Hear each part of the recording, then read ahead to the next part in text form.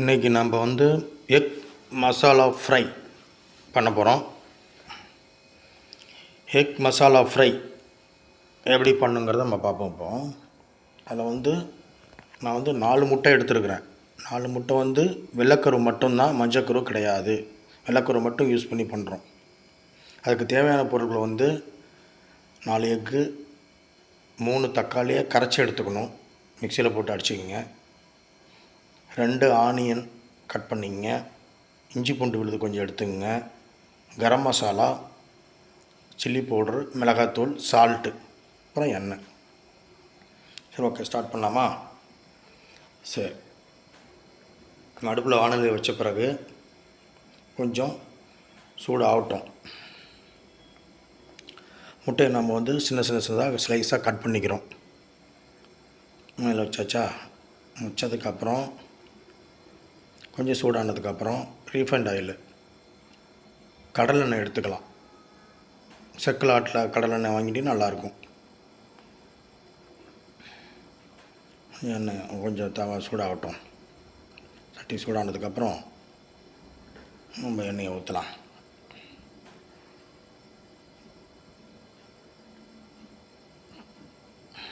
கொஞ்சம் வெயிட் பண்ணும். தண்ணி இருக்குன்னு நினைக்கிறேன்.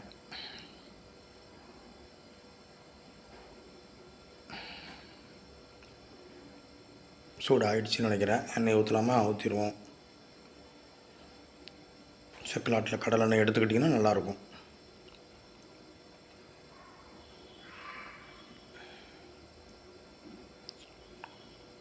கடுகு போட்டு தாளிக்கக்கூடாது.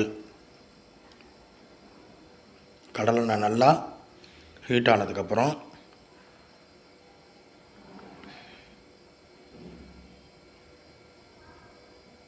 நம்ம 2 வெங்காயம், பெரிய வெங்காயம் கட் பண்ணி வச்சுருக்கோம் இல்லையா, அதை தான் ஃபஸ்ட்டு போடணும்.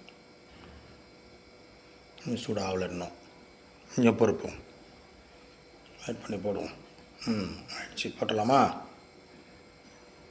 போடலாம். அப்படியே போடுங்க, தூவி விட்ருங்க.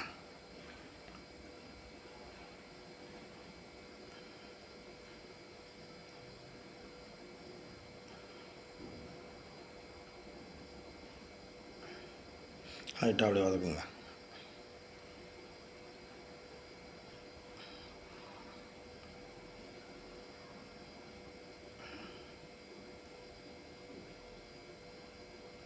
லைட்டாக வதங்கணும்.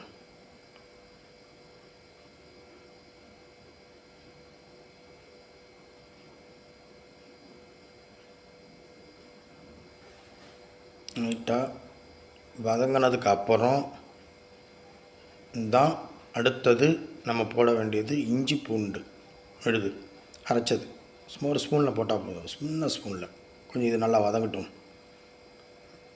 சின்ன ஸ்பூனு, அவ்வளோதான் போடுறது. இவ்வளோ போட்டால் போதுமானது. நம்ம பிரியாணிக்கு, சிக்கன் குழம்புக்கு அதெல்லாம் போடுற மாதிரிலாம் நீங்கள் அவ்வளோலாம் போடணும்னு அவசியம் இல்லை. கம்மியாக போட்டாவே போதுமானது. அதையும் இதோட வதக்கணும். தக்காளி போடுறதுக்கு முன்பு வதக்கலினா அந்த விழுதோட எசன்ஸ் இறங்கும். அப்போ தான் நல்லாயிருக்கும் உங்களுக்கு. இல்லை பச்சை வாசம் அடிக்கும்.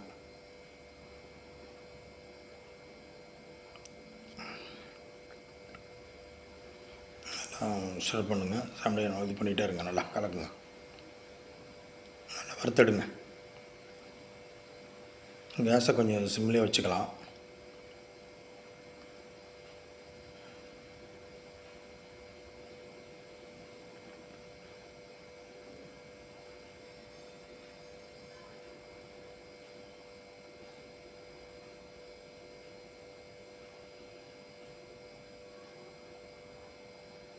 அடுத்தது அரைச்சி வச்ச தக்காளி. நான் 3 மீடியமான உள்ள சைஸு உள்ள தக்காளியை மிக்சியில் போட்டு அடித்து வச்சுருக்கிறேன். அதை நீங்கள் அடுத்தது ஊற்றணும். தண்ணி ஊற்றக்கூடாது. இந்த எக் மசாலாவுக்கு தண்ணியே ஊற்றக்கூடாது. அதில் அடித்து வச்ச தக்காளியை நல்லா கலக்கணும். நல்லா அப்படியே வதக்கிங்க சேர்த்து எல்லாத்தையும்.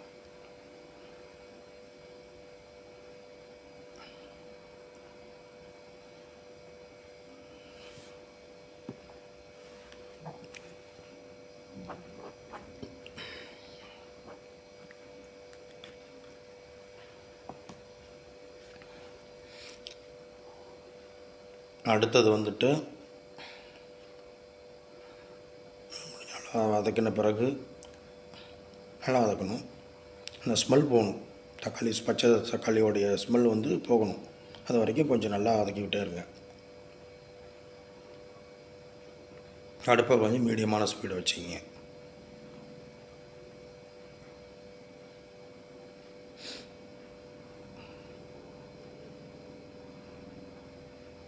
கரம் மசாலா 1 ஸ்பூன் போட்டால் போதுமானது, சின்ன ஸ்பூனில்.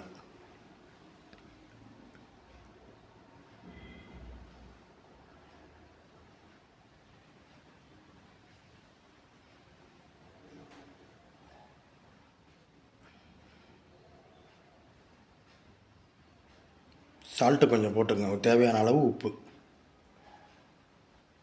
அந்த சின்ன ஸ்பூனில் போடுறோம் பார்த்தீங்களா, அதெல்லாம் 1 தான் போட்டிருக்கிறேன். இன்னும் 1.5 போட்டுக்கலாம், அந்த உங்களுக்கு தகுந்த மாதிரி போட்டுங்க. அதிகமாக உப்பு போட வேண்டாம், அது உடம்புக்கும் நல்லதில்லை. அடுத்தது வந்து மிளகாத்தூள் 1 ஸ்பூன் இருந்தால் போதுமானதுங்க. ஏன்னா காரம் வந்துடும், நம்ம பெப்பர் போட வேண்டியிருக்கு அடுத்தது. மிளகாத்தூள்லாம் ரொம்ப அதிகமாக போட வேண்டாம்.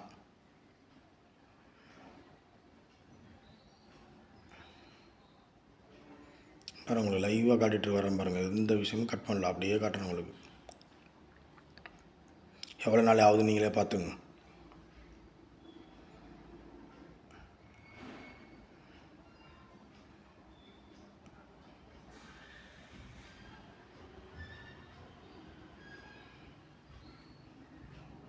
நல்லா செட் பண்ணி நல்லா வதக்கணும்.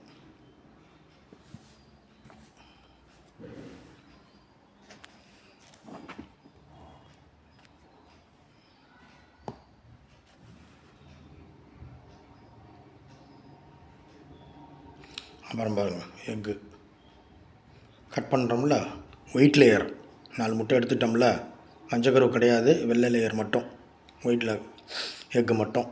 அதை சின்னதாக கட் பண்ணுறது, பொடுசாக கட் பண்ணி போட்டுக்கணும்.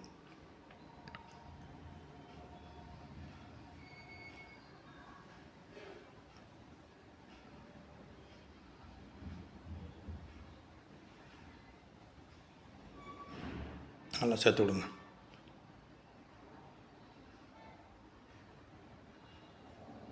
நல்லா கிளறி விட்ருங்க.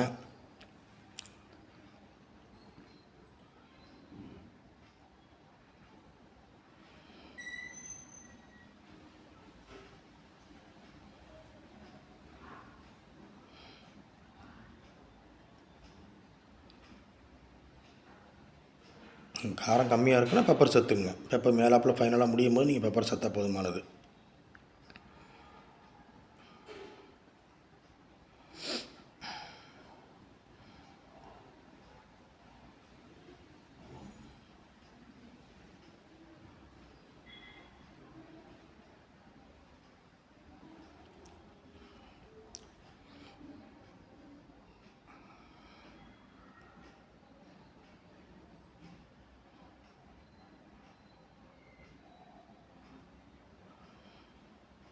அவ்வளோதான். பெப்பர் லைட்டாக போட்டுக்குங்க.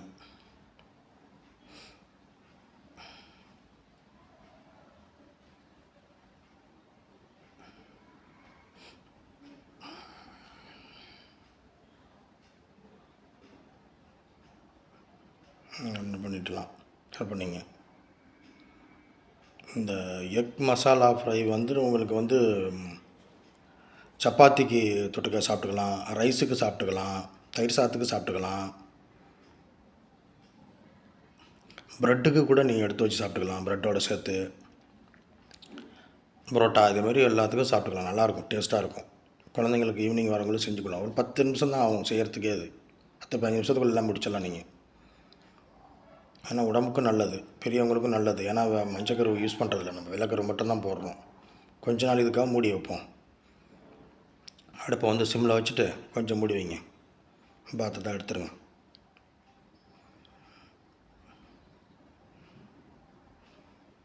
ஸோ 2 மினிட்ஸ் தான் ஆயிடுச்சு, கிட்டத்தட்ட ஆக போகுது.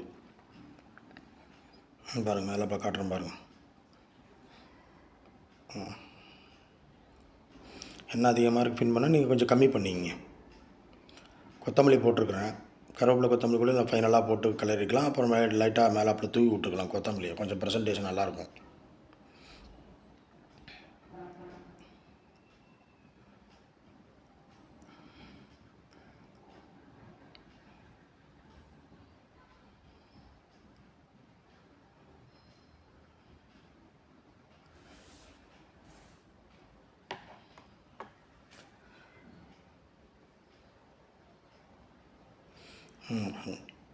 நாலு வெள்ளை கரு மட்டும் எடுத்துகிட்டா போதும். மஞ்சள் கரு கிடையாது.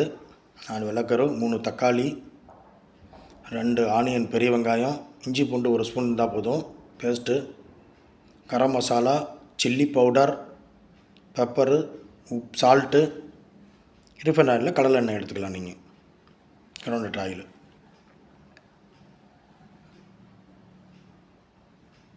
இதுமாதிரி பண்ணி கொடுங்க. சூப்பராக இருக்கும். பசங்க டேஸ்ட்டாக சாப்பிடுவாங்க. இப்போ முடியுதுன்னு நினைக்கிறேன். பிளேட்டில் மாற்றிட்டோம் நம்ம. பாருங்கள் எப்படி இருக்குது பாருங்கள். அது மேலாப்பில் கொத்தமல்லி தூவி விட்டாச்சு. இதேமாதிரி நீங்களும் வீட்டு செஞ்சு பாருங்கள். வேறு ஏதாச்சும் இதேமாதிரி டிஃப்ரெண்ட்டாக இருந்தால் கூட எனக்கு கமெண்ட்ஸில் சொல்லுங்கள். எப்படி இருக்குன்னு பார்த்து சொல்லுங்கள். இல்லை வேறு எதை மாதிரி பண்ணலாம், நீங்கள் இப்படி செஞ்சு பார்த்துருக்கீங்களா, பார்த்து எனக்கு சொல்லுங்கள் டேஸ்ட்லாம். நன்றி, வணக்கம்.